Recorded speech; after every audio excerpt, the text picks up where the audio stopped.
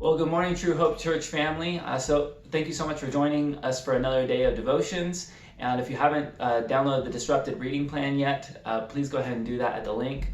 I'm joining you today from another quiet corner in my house at the moment. So thank you for joining me in my son's room here. And today we're in Psalm 32, and I love the story arc of this psalm. It really helps us to understand who we are and who God has created us to be. And so if you haven't read Psalm 32 yet, I encourage you to go do that right now. Pause the video. What God's Word has is going to be more of an encouragement than anything I could say to you, surely, but I do hope that you'll read that and then tune back in. So go ahead and press pause. Thank you for reading that. And if we jump right into the first verse of this, we're going to see that the psalmist starts with understanding where joy truly comes from. So he writes, "How joyful is the one whose transgression is forgiven, whose sin is covered." It starts with an understanding of this release of this burden that's been lifted off of our shoulders.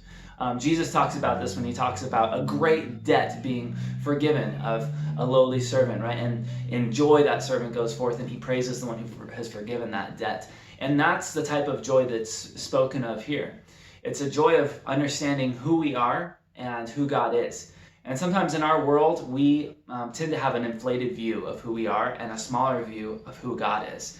And so we don't truly understand sin. And we can't really get to that joyful spirit until we truly understand, our own insufficiency. And as soon as we say that, again, that's counter to what the world would tell us. Well, to find joy, you need to feel better about yourself.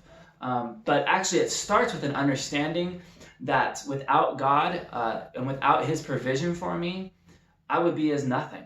He's the one who sustains me and gives me life. And if he steps away from me fully because of the sinfulness of my heart, I will have nothing at all in life or in death. And yet, scriptures tell us that he gives us himself in the form of Jesus, and he covers our sin. Our transgressions have been forgiven. And so the psalm goes on, and we get to the end of the psalm, and while it starts off saying we are transgressors, we are sinners who have been forgiven and covered, now it actually doesn't just say what we've been forgiven of, but what we are now called, what's been added to us, so to speak. And it says this: "Be glad in the Lord and rejoice, you righteous ones. Shout for joy, all you upright in heart." See, now it's moved from declaring we're forgiven of all that's wronged us, but it's moved into we're now called righteous. We are upright in heart, the chosen ones of God who he has given his spirit to live in the way that he's called us to live. So we can be thankful. That's where that true joy can come from. And I'm so thankful for that today, that Christ has forgiven me. He's given me not just, forgiven me, but he's given me his righteousness.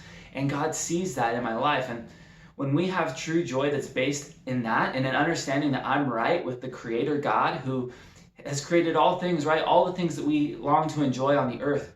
He is the source and the sustainer of all of it. And when we're in right relationship with him, what else then could we not have? We have everything we need. And so this is the greatest source of joy. Even when all that stuff may be taken away, and as we're experiencing some of that during this whole crisis, some of our things we're seeing our freedoms, or the things that we longed for before or that we relied upon being taken away from us. We've been given something so much greater and so much more sure, and that's the forgiveness of God and the righteousness of Jesus. So thank you guys for joining in, and we'll see you this Sunday at 10:30.